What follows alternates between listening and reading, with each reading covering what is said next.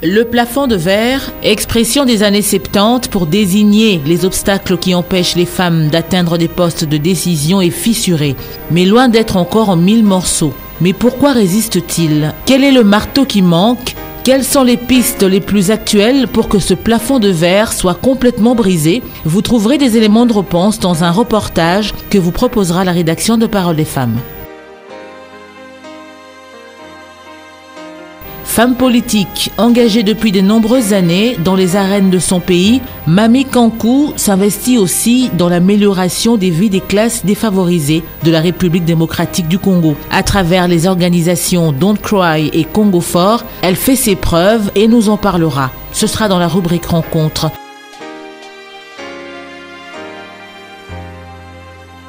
Et pour terminer, nous respecterons notre tradition en ouvrant comme à l'accoutumée le portail de l'actualité de la condition des femmes dans le monde.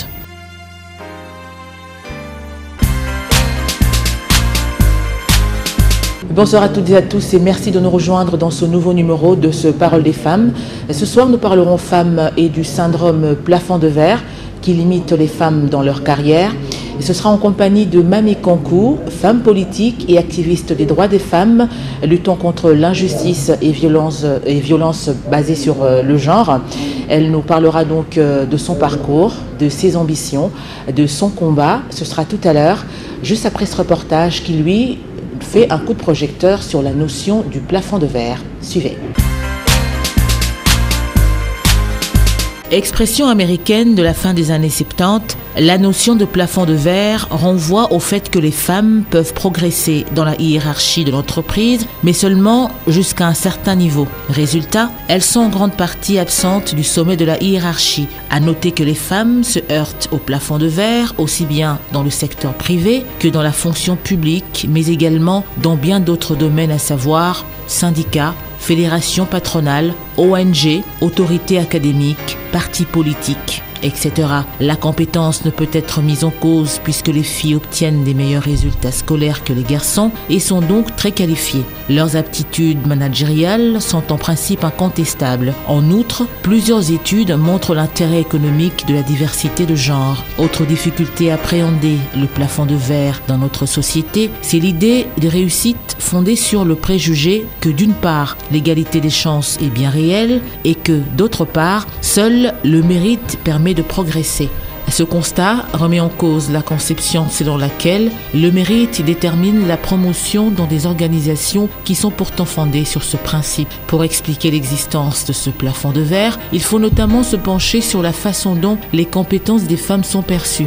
Une étude menée en novembre 2018 par Action Femmes qui démontre que pour un poste au contenu dense et très technique, une femme a 33% des chances de moins qu'un homme d'être invité à passer un entretien d'embauche, alors que lorsqu'il s'agit d'un poste de gestion des équipes où les qualités humaines sont valorisées, leurs chances d'être convoquées à un entretien d'embauche sont équivalentes à celles des hommes. Il faut aussi interroger le comportement des femmes elles-mêmes dont l'appétence pour l'autocensure n'est pas une légende. Ainsi, pour mettre fin au plafond de verre, il est important de promouvoir proactivement les femmes afin de contrer leur tendance à moins affirmer leur ambition en créant des viviers des femmes à potentiel, leur proposer des formations spécifiques comme le marketing de soi, la création des réseaux féminins dans les entreprises et pour chaque poste ouvert en management, s'assurer de la présence des candidatures féminines.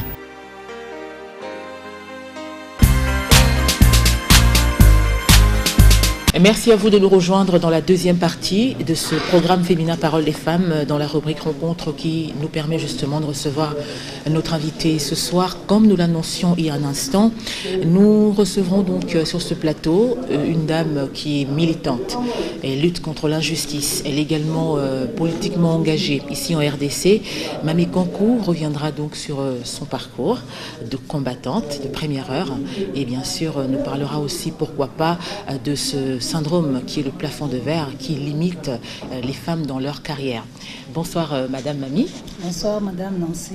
Merci en tout cas d'avoir répondu à notre invitation. Merci pour l'invitation. C'est la première fois. La première fois d'être digitale.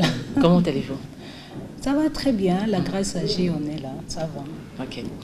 Mamy Kankou, l'on vous qualifie de femme partisane de la paix, l'on vous qualifie de dame de fer, femme prolifique, partisane, autant de qualificatifs qui vous pèsent. Comment vous définissez-vous personnellement? Bon, je me définis comme femme partisane de la paix. Cette femme qui veut apporter un plus pour le développement de son pays, que je ne passe pas sous ce soleil inaperçu. J'aimerais apporter quelque chose quand je le peux, comme je le pourrais, contribuer quand même à la bonne éducation, à la stabilité de la vie sociale.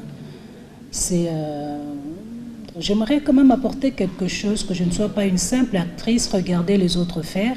J'aimerais apporter la main à la pâte, contribuer et qu'ensemble, nous puissions améliorer les conditions de vie de mon pays et surtout politiquement, à ce que le Congo soit aussi dans le concert des nations. Absolument.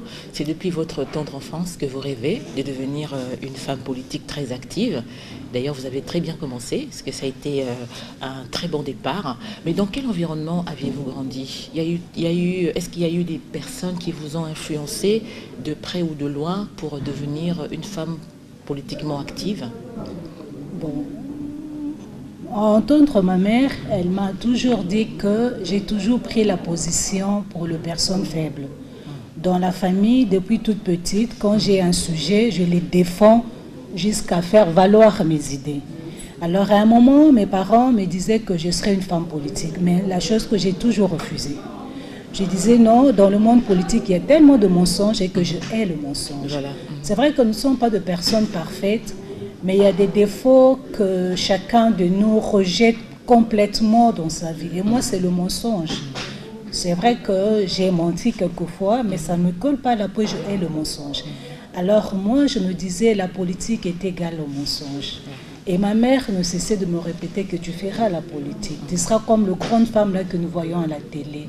Alors moi, je me disais peut-être que je ferais le droit, mais malheureusement, je n'ai pas pu faire le droit.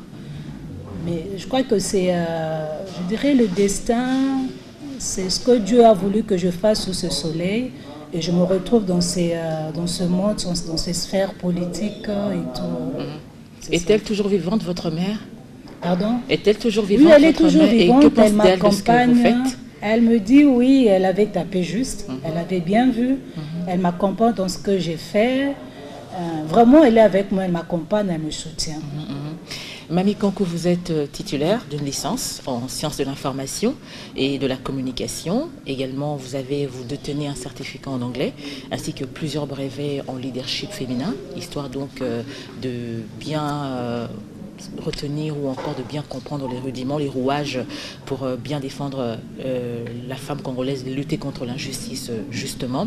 Alors, quels sont les bénéfices de ces différentes formations? Le premier grand bénéfice est d'abord que je suis qualifiée aujourd'hui. Donc, parce que comme nous luttons pour les genres, nous voulons que les femmes soient bien positionnées et ces femmes doivent être qualifiées. Tu ne peux pas vouloir bénéficier d'un poste, d'une élévation simplement parce que tu es femme. Nous voulons qu'on puisse placer, donner des responsabilités aux femmes qualifiées. Donc pour ce faire, je suis la première bénéficiaire parce que j'ai donné mon temps à apprendre, à étudier, parce qu'il faudrait développer les capacités naturelles que Dieu a déposées en nous.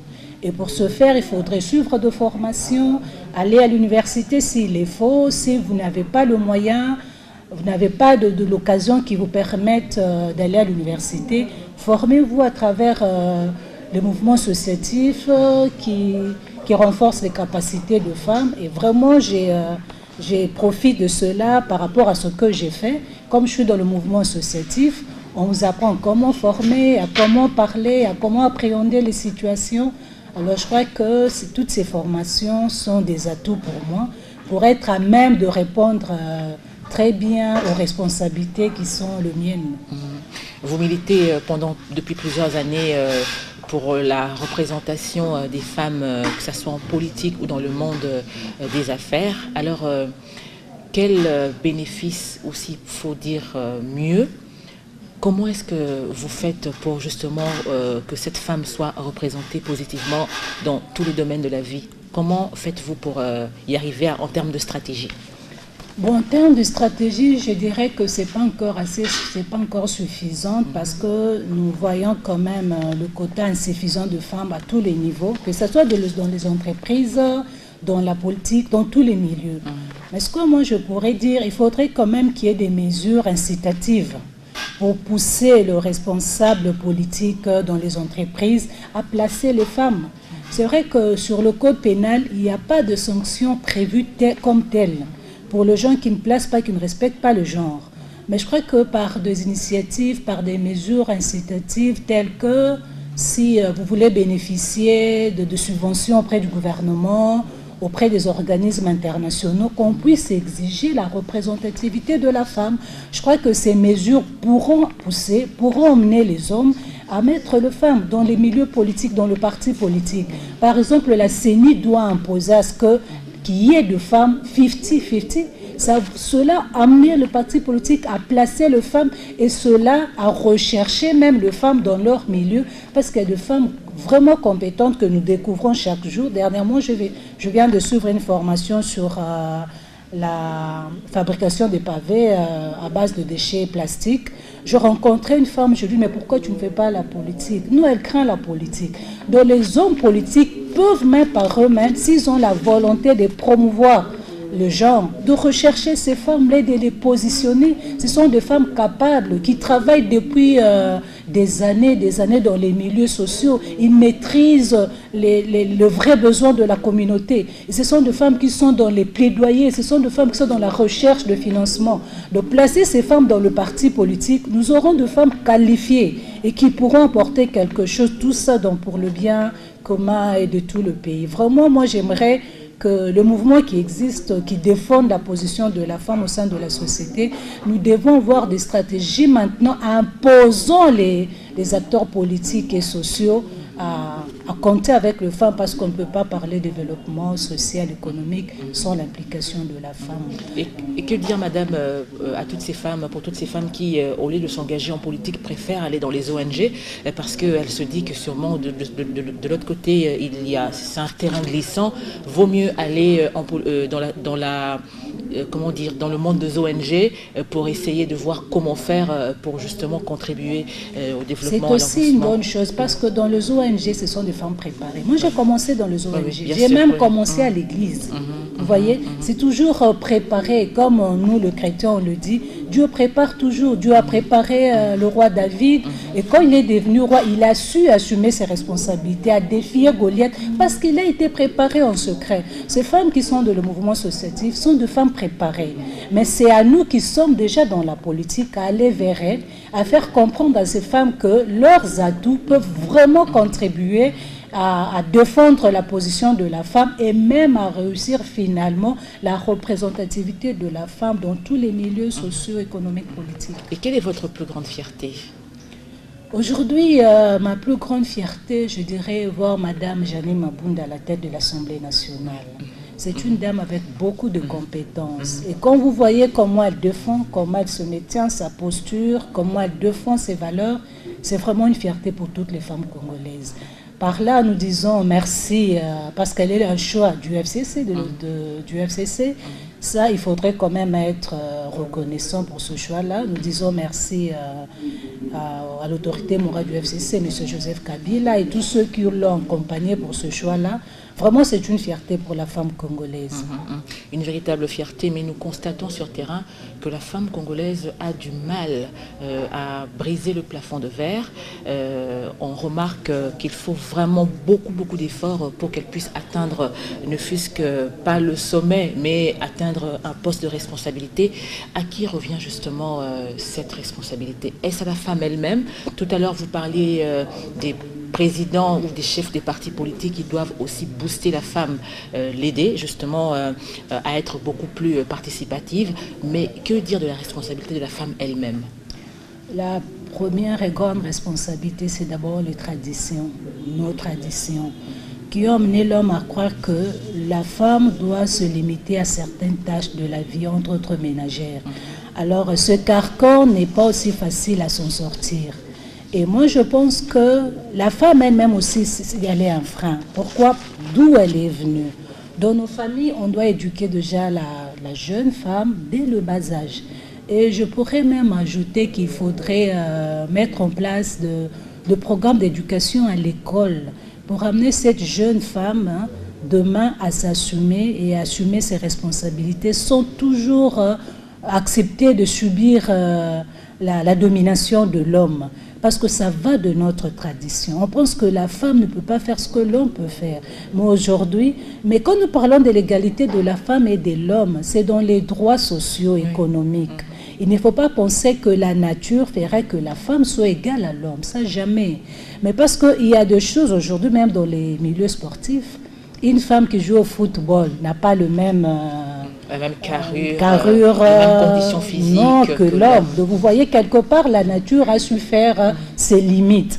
Mais dans les niveaux intellectuels, parce que nous avons étudié, toi et moi, nous avons battu combien d'hommes? Nous étions de première, de deuxième, troisième de la classe, il y avait de garçons. Mais sur le plan intellectuel, on a vu que la femme est aussi capable que l'homme. Petit à petit, on doit dire à cette femme-là qu'elle a des capacités intellectuelles pour rivaliser de manière positive l'homme et concourir ensemble, être compétitifs dans la société. La femme, on doit vraiment lui intérioriser cela. La femme elle peut être un frein. Par rapport au plafond de verre, comme vous l'avez dit tout à l'heure, comme je vais encore me répéter, c'est d'abord la tradition, l'éducation reçue dans nos familles. Il y a des hommes féministes qui défendent les femmes. Il y a de familles où tu ne vois que de femmes, de filles n'ont pas eu de garçons. Et cet homme-là ne va pas défendre les femmes parce qu'il a toute une lycée chez lui à la maison. Et ces femmes, ces filles-là qu'il fait étudier, qui dépensent de l'argent, de l'énergie pour l'éducation, tant sociale, intellectuelle et autres. Cet homme-là accepterait que sa femme soit limitée parce que la tradition d'antan a fait que la femme soit réduite au ménage. Non. Donc nous pensons que l'éducation doit commencer à la maison. La civilisation n'est pas venue réduire à néant nos traditions, mais les améliorer. Comme j'ai dit, le combat pour l'égalité, c'est dans les droits économiques, socio-économiques, mais pas dans le ménage. Parce que dans le ménage, il y a des femmes qui acceptent qu'elle puisse faire le ménage, elle prend du goût, du plaisir, la joie de servir son mari. Là, vous n'allez pas amener vos droits et tout dans leur ménage, c'est le choix de la femme. Mais seulement dans les milieux de travail, à l'école, partout politique, la femme doit se comporter vraiment comme un vis-à-vis de l'homme. Ils doivent marcher ensemble, ils doivent être compétitifs et pour mériter sa place par rapport à ses compétences. Et sur terrain, on constate que la femme est elle-même l'auteur de cet obstacle. Elle s'auto-limite elle-même, raison pour laquelle dans certaines entreprises, les hommes réfléchissent par 2 fois avant d'engager une femme. Lorsqu'ils pensent à la maternité, ce serait déjà un frein avec le congé de maternité. Alors ce problème de retard, elles arrivent toujours en retard au travail parce qu'elles doivent s'occuper avant tout des enfants. Autant des freins qui contribuent aussi au régressement de la femme sur le marché de l'emploi. Alors que dire à cette femme qui est une femme active, mais également femme au foyer? Comment doit-elle faire la part des choses pour avancer? La femme qui accepte de travailler, sachant qu'elle est femme au foyer, elle doit savoir organiser sa maison par rapport à son travail à la maison. Elle ne peut ni négliger sa maison, non plus son travail. À la maison, on a besoin de lui. Et au bureau, on a besoin de son rendement. Donc, c'est à elle qui a accepté toutes ces charges, d'être à même de répondre aussi à ces charges, qu'elle ne soit pas un frein pour l'un ni pour l'autre. À la maison, elle doit être capable. Parce que la femme, on dit, l'avenir de demain, c'est la femme, parce que c'est la femme qui éduque la nation. Une femme qui est tout le temps absente à la maison, comment vas-tu éduquer tes enfants? Si tu acceptes de travailler, tu dois savoir aussi que ta progéniture dépend de toi. Et la société de demain a besoin de tes enfants. Tu ne peux en aucun cas négliger tes enfants. Moi, j'ai un temps, je te dis, j'ai un temps d'éduquer mes enfants. Ça, c'est une chose que je ne peux pas négliger. Parce que ma paix dans ma vieillesse dépend de l'éducation donnée à mes enfants. Si tu as des enfants mal éduqués, tu seras tout le temps dans les tribunaux, cours et tribunaux, on t'appelle par-ci, par-là, dans le quartier, ce sont de Koulouna, des enfants en problème. Alors, ça va même pour ta paix. Donc tu dois bien éduquer tes enfants pour vivre en paix et être en paix. On ne peut pas négliger ses enfants au nom du travail. Comme non plus, on ne peut pas négliger le travail au nom des enfants. Parce que là, au travail, combien de familles attendent ton rendement pour espérer quelque chose? Être en retard, ce ne sont pas que les femmes qui viennent en retard au service, c'est aussi les hommes qui viennent en retard. Oui. Tu vois, donc la femme c'est comme si le retard de l'homme est toléré, mais pas celui de la femme. Non, c'est un peu ça. La femme doit conditionner son milieu de travail pour atteindre ses objectifs. Être une bonne mère, c'est-à-dire tu as donné une bonne éducation à tes enfants. La réussite des enfants ne réside pas seulement à ce qu'ils soient de ministres, non. Mais ce sont tes enfants qui ne t'apporteront, qui ne vont jamais enlever ta paix. C'est ça la réussite et le succès. Les enfants dans les milieux sociaux sont des enfants qui bénissent, que les autres bénissent. Et la bénédiction, la gloire, la couronne reviendra aux parents. Vous voyez, et dans les milieux de travail et tout, c'est pareil. Nous devons être rentables à tous les niveaux. Revenons à vous, Mamie Kankou, et reparlons justement de cet engagement dans le monde associatif. Depuis quand exactement êtes-vous dans le milieu? Bon, dans les milieux, je dirais depuis longtemps, parce que quand on parle l'église, c'est un peu de mouvement associatif. Oui. J'ai longuement travaillé à l'église au Rocher à la cité Maman Mobutu. Je salue toujours mes encadreurs parce qu'ils m'ont vraiment formé dans l'évangélisation. Quand je fais bien mon travail sur le terrain, c'est par rapport à la formation d'évangélisation reçue à l'église. Là, j'ai dit merci au pasteur Dédé Kikavwanga, qui n'est plus du Rocher, mais qui m'a vraiment poussé pour que je puisse suivre cette formation. Tous ceux-là qui m'ont encadré. Et puis, par après, il y avait une situation. Quand j'ai décidé de créer le mouvement associatif, j'avais ma belle-sœur qui est une fille mère, qui a eu un garçon et la belle famille n'a pas voulu d'elle. Dans la famille, on a commencé à un peu condamner qu'elle était une honte pour la famille. Je me suis dit non, je dois accompagner cette fille. Et quand elle a accouché, son fils avait un problème au niveau du cou. Et ici, au Congo, on avait dit qu'il ne pouvait pas guérir de cette maladie. Alors c'était un combat pour moi. En tant qu'un enfant de Dieu, j'ai dit à Dieu, si cet enfant guérit, c'est un signe que je dois persévérer dans ce que je vais entreprendre.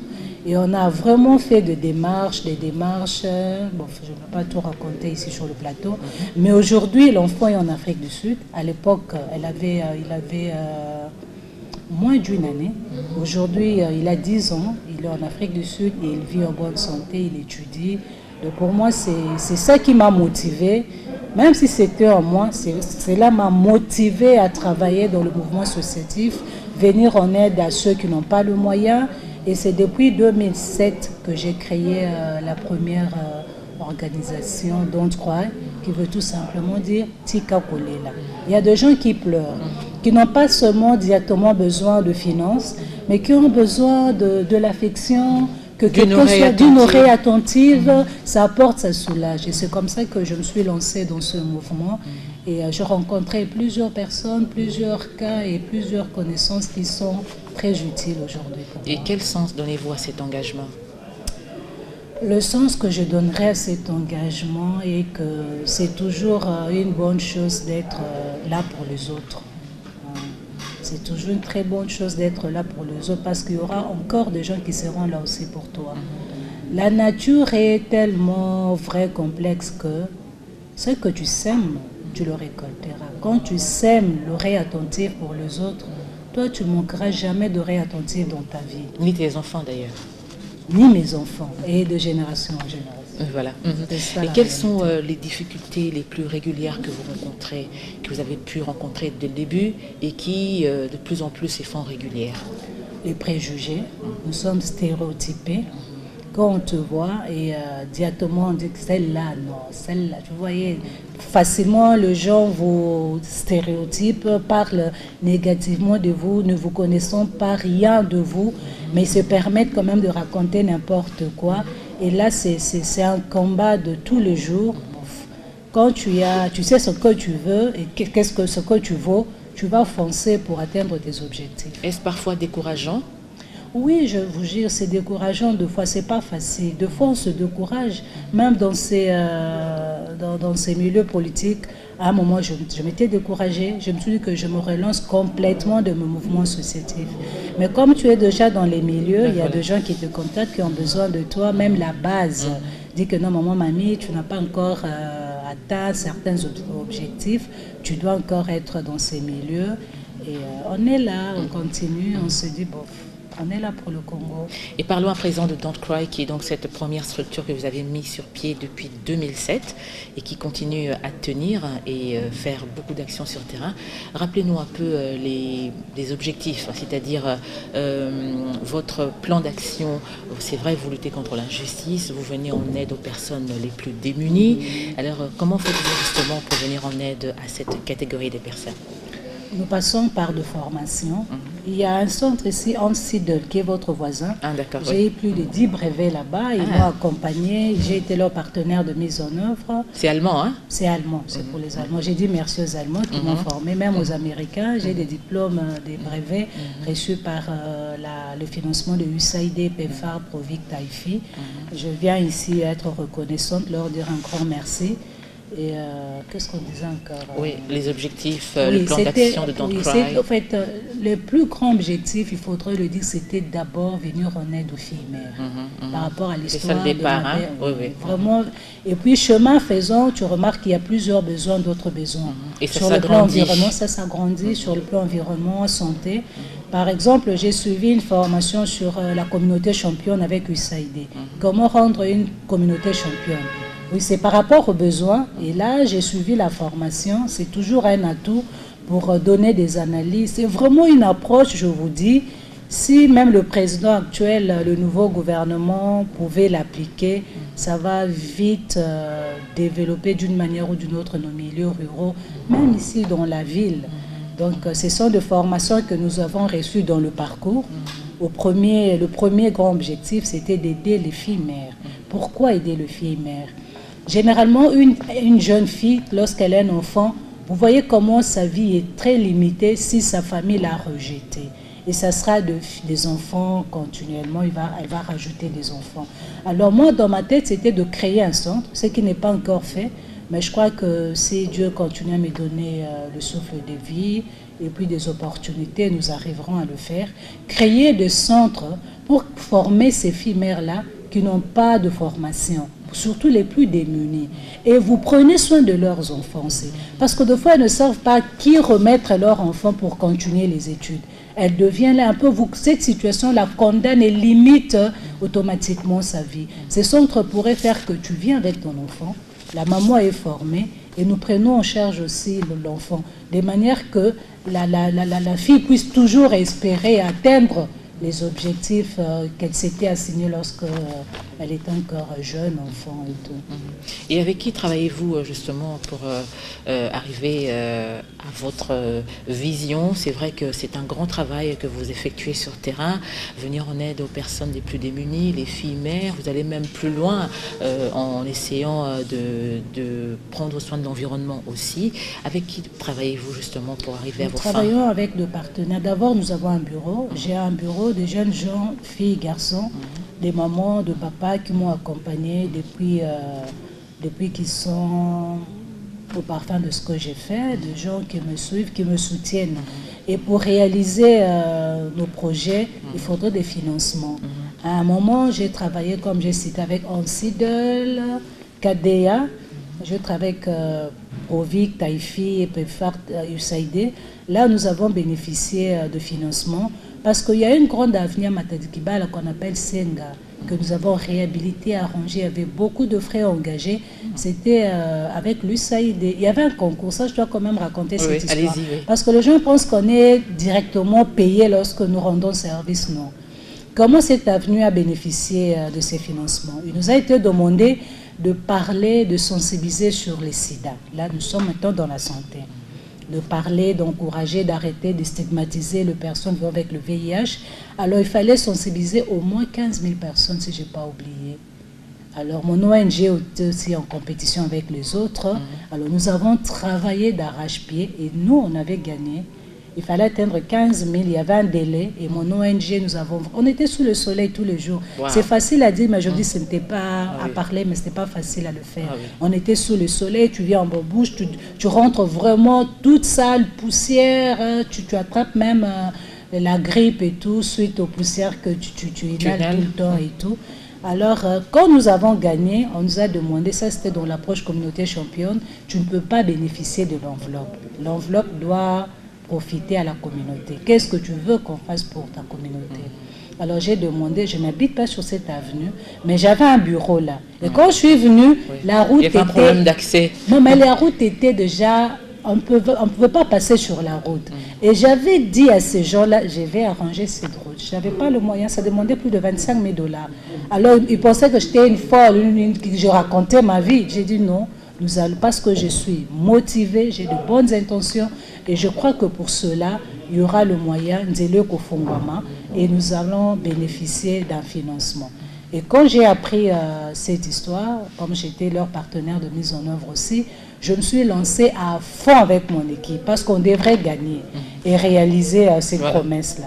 Et c'est comme ça qu'on a réalisé. Il y avait les engins qui étaient venus. C'était vraiment de grands travaux. On a réhabilité la route.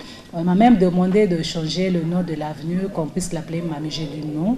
On a arrangé pour la communauté. Si tout le monde qui doit apporter quelque chose dans la société, on doit l'honorer en changeant, en mettant son nom, ça servirait à quoi? Non, le bénéfice, nous l'aurons autrement. Moi, je me dis par mes enfants, autrement, je vais en bénéficier. Même la joie, c'est pas, tu n'es pas, comment, récompensé directement par une enveloppe. Seulement par la joie de voir que tu as contribué au bien-être de gens d'une certaine communauté. C'est ça aussi la récompense. Et c'est comme ça que nous avons travaillé et nous avons remporté. Et la route a été réhabilitée. Et pas que ça, d'ailleurs, vous avez eu organisé plusieurs activités sur terrain. D'ailleurs, aujourd'hui, l'on vous appelle l'espoir de Mongafula, puisque vous avez également eu à marquer le cœur des habitants de cette partie de Kinshasa en organisant un grand tournoi de football. Pouvez-vous nous en parler? Là, j'étais encore à l'UNC.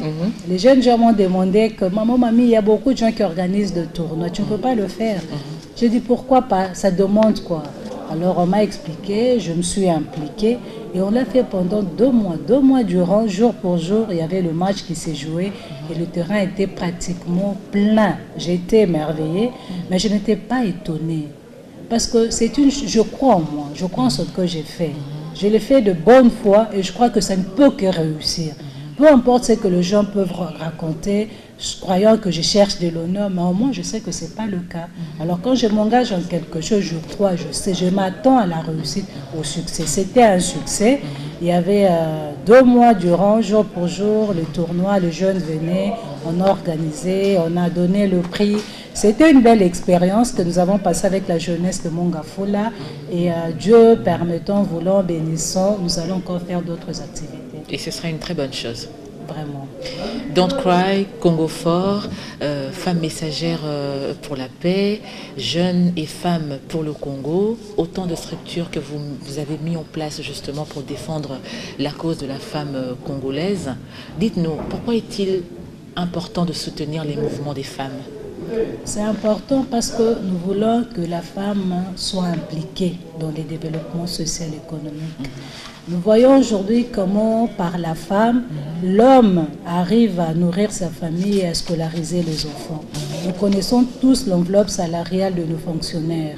Ce que nous gagnons ne permet pas que nous puissions nouer les 2 bouts du mois qu'avec le salaire de nos maris, de nos époux, de nos frères. Alors nous voyons comment la femme s'est lancée dans les petites et moyennes entreprises, dans la recherche, dans le vente de première nécessité. Alors cette femme-là s'est impliquée. Nous disons, pourquoi ne pas outiller cette femme avec par de formation, même de financement, pour qu'elle puisse bien travailler et qu'elle soit vraiment rentable dans l'intérêt de la famille.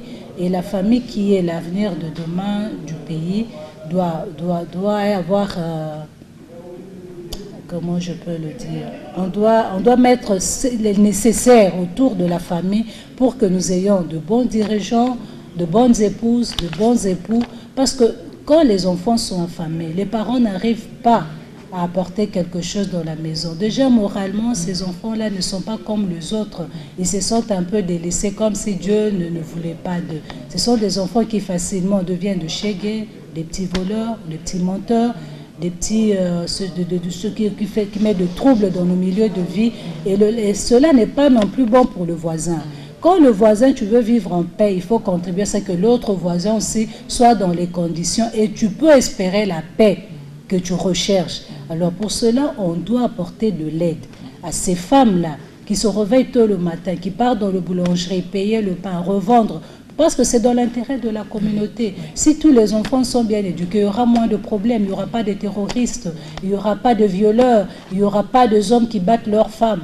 Donc tout cela, c'est dans l'intérêt de tout le monde. Aider cette pauvre femme qui se recherche pour la survie de sa famille, c'est t'aider toi-même aussi, parce que tu vivras dans un environnement de paix. Après autant d'actions menées sur terrain, vous, Mamie Kankou, quelles sont celles qui vous ont le plus marqué? Après avoir mené autant d'activités sur terrain, dans le mouvement associatif, quelles sont celles qui vous ont le plus marqué? Le plus marqué, je vais encore le répéter, c'est cet enfant que nous avons pu sauver. Alors qu'ici, tous les docteurs disaient que l'enfant ne pourrait pas vivre au-delà d'une année. L'enfant avait moins d'une année, mais aujourd'hui, il a 10 ans. Donc quand tu veux, tu peux et tu y arriveras. Il ne faudrait pas que l'obstacle puisse réduire à néant nos objectifs, non. L'homme se mesure devant les obstacles. Quand tu sens qu'il y a tout le déchet plastique qui trimballe dans nos milieux de vie et tout, si tu t'engages, aujourd'hui moi j'ai suivi cette formation-là, pourquoi? Parce que je me suis dit, comment lutter contre cette insalubrité, surtout ces déchets plastiques. J'ai mis la main dans la pâte, ce n'était pas une formation facile. Ils pensaient que j'allais... devant les obstacles, reculer, n'est plus. J'ai dit non, je vais toucher le sachet sale, le plastique sale, pour comprendre qu'est-ce qu'il faudra en faire. C'est une création d'emploi aussi, vous voyez. Donc, ce qui m'a marqué, c'est la vie de cet enfant-là.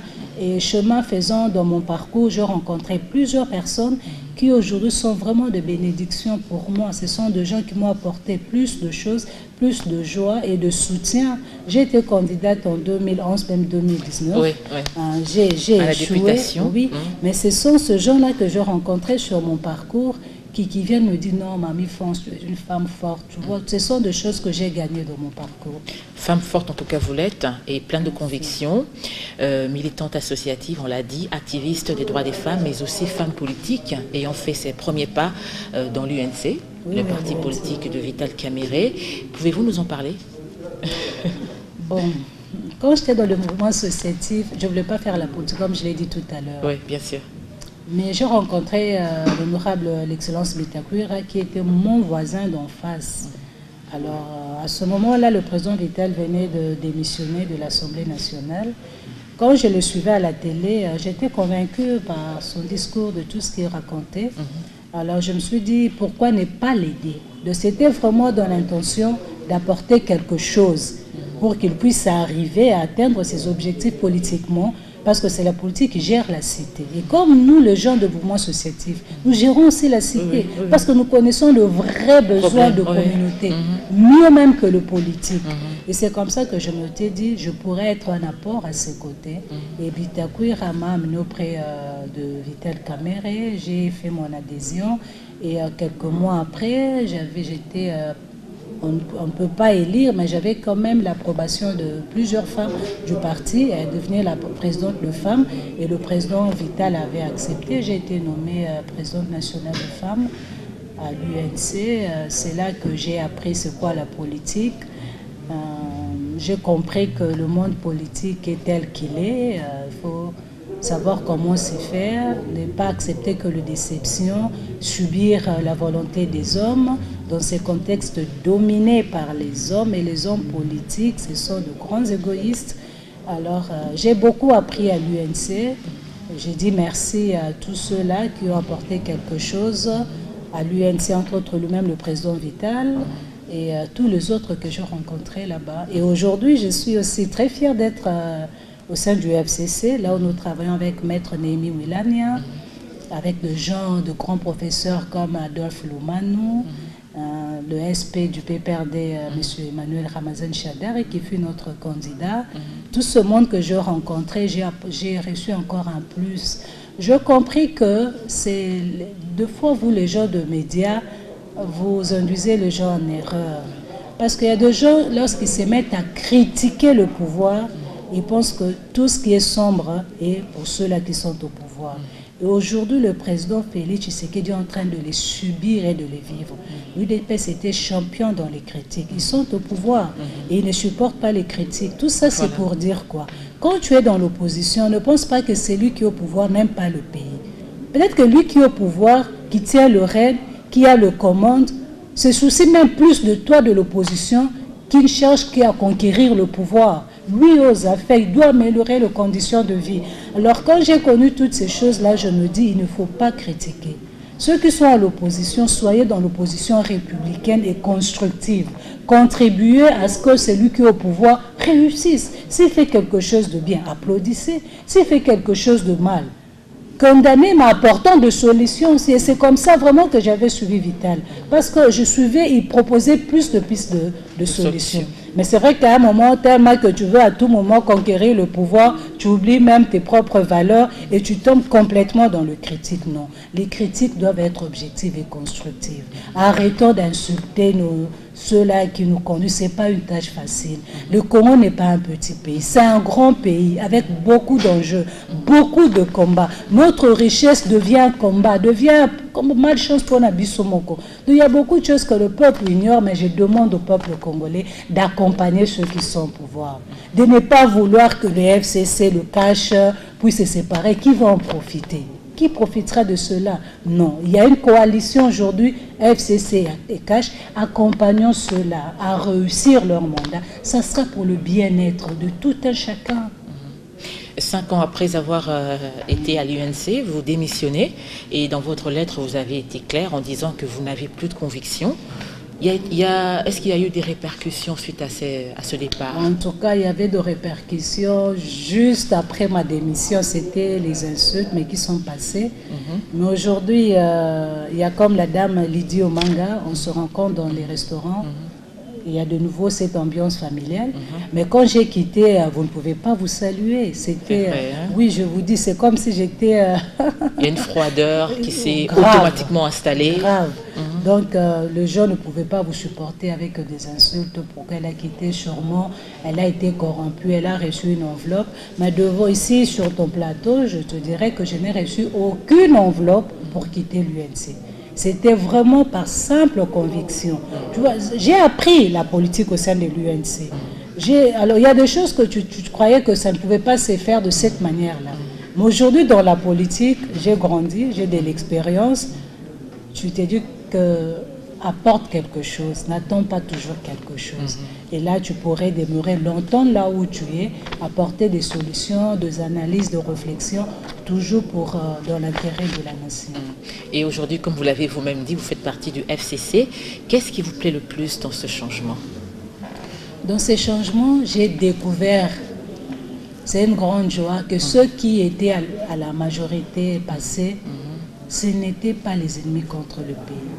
Ils luttaient contre beaucoup de choses.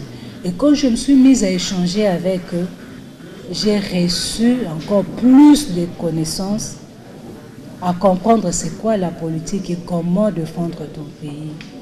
Il y a comme, je dirais, M. Néhémie Mouilane, qui m'a amené à être prête même à donner ma vie pour le pays. Vous vous imaginez? Alors que quand j'étais à l'opposition, ce n'était pas le cas, c'était le combat pour la conquête du pouvoir. Mais quand j'ai commencé à échanger avec eux, tu vois, la personne t'amène à une autre dimension, à une dimension de penser que le Congo, réfléchir que pour le Congo. C'est ce que les gens ignorent. Aujourd'hui, quand vous lisez, j'ai lu un tweet de M. Didier Chimanga, disons qu'il comprenait comment tout ce qui s'est raconté autour de Joseph Kabila n'était pas forcément vrai, parce qu'on a dit qu'il avait payé une jeep de plus de 100 000, ce qui était faux pour lui. Donc, il a compris cela.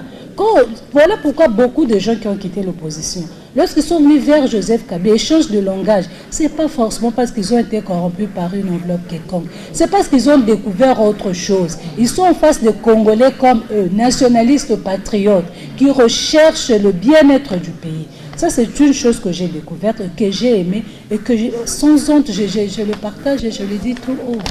Peut-être une dernière question, avant de mettre un terme à l'entretien de ce soir. Avec autant d'expérience en politique, qu'est-ce qui implique le fait d'être une femme politique en RDC? c'est nous sommes encore les pionnières jusque-là. Oui. Même si je ne sais pas si je suis la 10e, 12e génération, mais parce qu'il n'y a pas encore un engouement de femmes. Voilà. Être femme politique aujourd'hui implique que tu deviens un exemple pour les autres. Alors nous voulons vraiment être de vrais exemples pour les autres. Que ces jeunes filles-là qui sont ambitieuses, qui veulent faire de la politique, qu'elles ne craignent rien, qu'elles nous approchent. Moi, j'ai approché le grand dame, j'ai approché F. Bazaïb. C'est F. Bazaïb, elle peut l'oublier. Je l'ai rencontré dans une manifestation à l'ambassade britannique. J'étais partie au nom de mon ONG, j'étais invitée.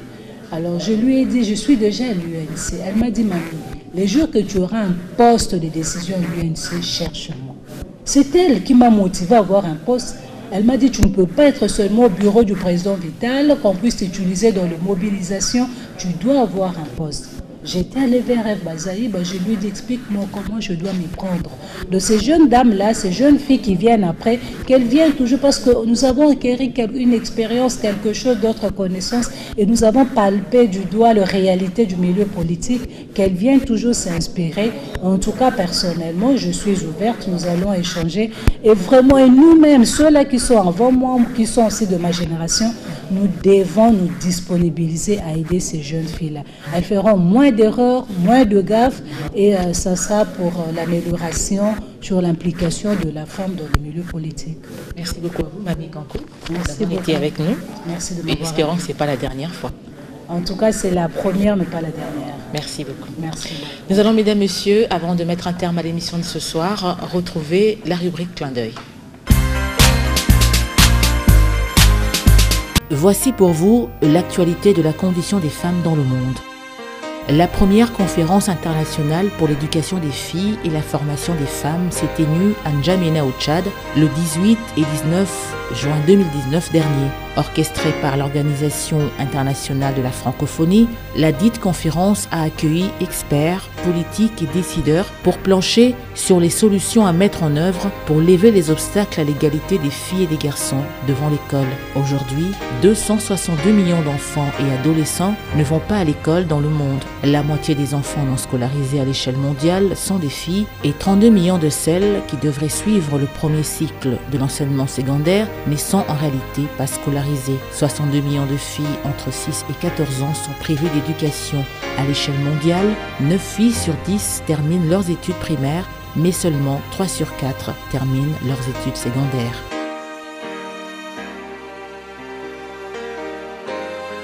Les Saoudiennes ont le droit de conduire une voiture depuis un an. Cette réforme est l'un des symboles les plus visibles des changements sociaux en cours dans un pays qui cherche à se moderniser sous la houlette du prince héritier Mohammed Ben Salman. Mais derrière ce symbole, les inégalités entre hommes et femmes perdurent. À peine voilées, il en coûte en moyenne 10 fois plus cher aux femmes de passer leur permis de conduire, ces dernières restant par ailleurs sous la tutelle juridique des hommes.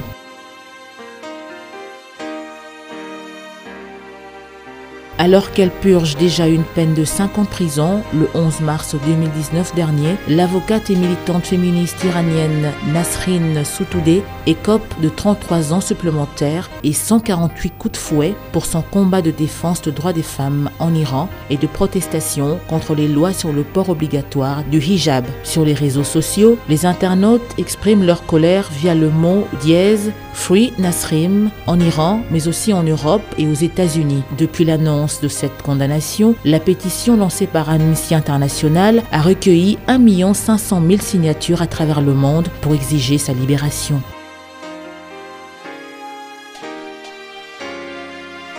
Ce sera tout pour l'actualité de la condition des femmes dans le monde.